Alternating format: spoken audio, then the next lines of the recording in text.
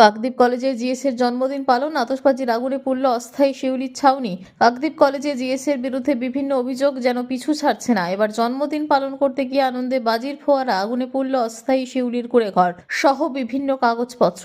উল্লেখ্য, গতকাল রাতে ভয়াবহ আগুনের লেলিহান শিখায় পুড়ে ছাই হয়ে যায় একটি শিউলি পরিবারের অস্থায়ী ছাউনি ঘর। ঘটনাটি ঘটেছে দক্ষিণ চব্বিশ পরগনা জেলার কাকদ্বীপ পশ্চিম স্টেশন সংলগ্ন এলাকায়। সর্বস্ব খুইয়ে পথে বসা শিউলি পরিবারের অভিযোগ, গতকাল রাতে কাকদ্বীপ সুন্দরবন মহাবিদ্যালয়ে জিএস এর জন্মদিন উপলক্ষে তাদের বাড়ির কাছে অনুষ্ঠান চলছিল। সেই সময় বাজি ফাটানো হয় বলে দাবি। হঠাৎই বিকট বাজি ফাটার শব্দে পর আগুন ছড়িয়ে পড়ে। মুহূর্তের মধ্যেই ছাউনি ঘরটি আগুনের গ্রাসে চলে যায়। পরিবারের আরও দাবি, প্রায় 1 মাস আগে মেদিনীপুর থেকে কাকদ্বীপে ব্যবসার উদ্দেশ্যে আসে। ওই ঘরে থাকা নগদ টাকা ও সোনার গয়না আগুনে পুড়ে সম্পূর্ণভাবে নষ্ট হয়ে যায়। এতে বড়সড় আর্থিক ক্ষতির মুখে পড়েছেন তারা। খবর পেয়ে ঘটনাস্থলে পৌঁছায় দমকল বাহিনীর ইঞ্জিন। দমকল কর্মীদের চেষ্টায় আগুন নিয়ন্ত্রণে আসে, তবে অগ্নিকাণ্ডের প্রকৃত কারণ জানতে তদন্ত শুরু হচ্ছে।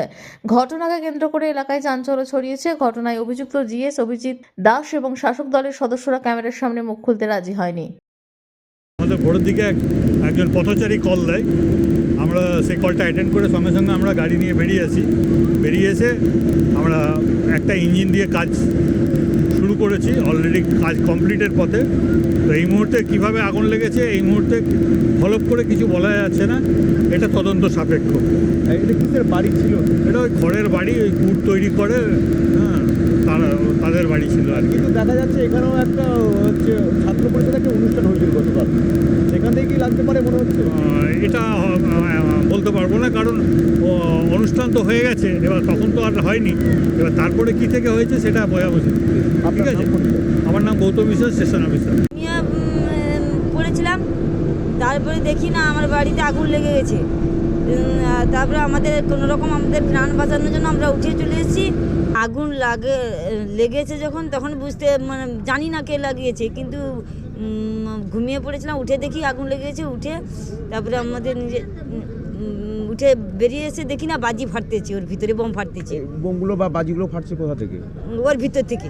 মানে এখানে কি হয়েছিল? কি কলেজের ছেলেরা অনুষ্ঠান করেছিল, তারপরে ওরা অনুষ্ঠান করে তারপরে এই আগুনটা লাগিয়ে দিয়েছে। ওরাই লাগিয়ে দিয়েছে, তো নাহলে আমাদের এতদিনে কিছু হয় না, ওরা ছাড়া আমাদের কে করবে। ক মাস আগে হচ্ছে মেদিনীপুর থেকে এসেছিলেন? 3 মাস। 3 মাসে সম্পূর্ণ টাকা ছিল এখানে? হ্যাঁ। সব একটাও কিছু বের করতে পারেননি? না না, এমন ভাবে লাগিয়েছে যাতে আমাদের শুধু জ্বালিয়ে দেওয়ার জন্য। ঘুমিয়েছিলাম, আমার বাসাতে পালায় আগুন ধরিয়ে দিয়েছে। ওইখানে জন্মদিন হয়েছিল, ওরা বাজি ফাজি রেখে গেছে, ফুটাচ্ছিল। তারপরে আমার পালা পুড়ে সব টাকা পয়সা, গয়নাগাটি, জামা কাপড় সব পুড়ে গেছে। আমার আর কিছুই নেই। কারা বাজি ফাটাচ্ছিল? বাজি ফাটাচ্ছিল এখানে কলেজে যে জিএস, ওরা হচ্ছে জন্মদিন করছিল ওনার, ওরা তো ফাটিয়েছিল। ওখান থেকে কি আগুন লেগেছে? আমরা কি করে বলবো, আমরা তো ঘুমাচ্ছিলাম। ভোরে ওরা তো করে গেছে, এবার ভোরের দিকে তো আগুন ধরেছে হাফ, মানে 5টার দিকে। এই তো আমরা হাফ পুড়ে গেছে, আমরা তারপর জানতে, আমরা তো ঘুমাচ্ছিলাম, পরিশ্রম করে। যখন হাফ পুড়ে যায় তখন কি কেমন হচ্ছে? ওখানে কি বাজির শব্দ শোনা যাচ্ছিল? হ্যাঁ হ্যাঁ, বাজির শব্দ শোনা যাচ্ছিল। আপনার গ্রামবাসীও শুনেছে বাজির শব্দ। হ্যাঁ, এই আমাদের ওই একখান জিনিস ছিল, টাকা পয়সা ছিল, আধার কার্ড, আর হচ্ছে ওই এসআইয়ের যে ফর্ম, ওগুলো ছিল, আর ওইটুকু আমাদের যে জিনিসপত্র ওইগুলো। আমরা এসেছিলাম ওই ধরো 3 মাস 3.5 মাসের জন্য এসেছিলাম। আগামী শুক্রবার দিন চলে যাওয়ার কথা ছিল আমার। কি নাম আপনার? আমার নাম বংশী মণ্ডল, কোথা থেকে এসেছেন? খেজুরি থেকে।